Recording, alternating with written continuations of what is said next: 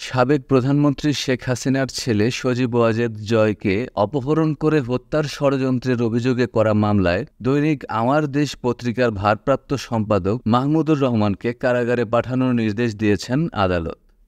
রোববার ২৯ সেপ্টেম্বর ঢাকার অতিরিক্ত চিফ মেট্রোপলিটন ম্যাজিস্ট্রেট মাহবুবুল হকের আদালতে তিনি আত্মসমর্পণ করে আপিল শর্তে জামিন আবেদন করেন।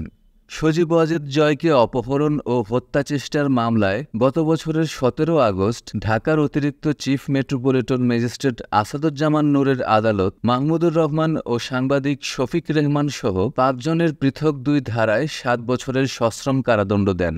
দণ্ডপ্রাপ্ত অপর ৩ আসামি হলেন জাসাস নেতা মোহাম্মদুল্লাহ, রিজভী আহমেদ সিজার ও মিজানুর রহমান ভূঁইয়া।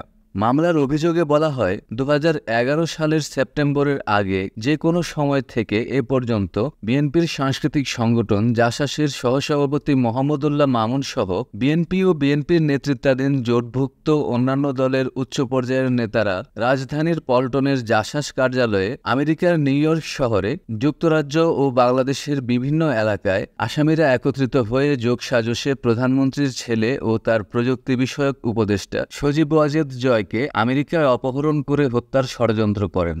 ওই ঘটনায় ডিবি পুলিশের পরিদর্শক ফজলুর রহমান ২০১৫ সালের ৩ আগস্ট বাদী হয়ে পল্টন মডেল থানায় মামলাটি করেন।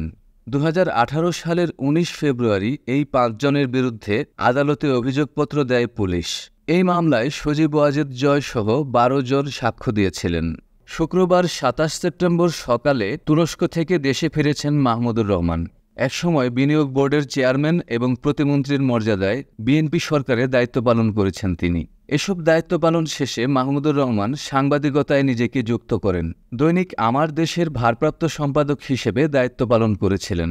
বিগত সরকারের ফ্যাসিবাদী আচরণের বিরুদ্ধে আমার দেশ পত্রিকায় লেখনির কারণে মাহমুদুর রহমানকে রাষ্ট্রযন্ত্র ব্যবহার করে নির্মম নির্যাতন করা হয়। তিনি বিগত সরকারের সব অগণতান্ত্রিক ফ্যাসিবাদের বিরুদ্ধে বরাবরই সোচ্চার ও আপোষহীন ছিলেন।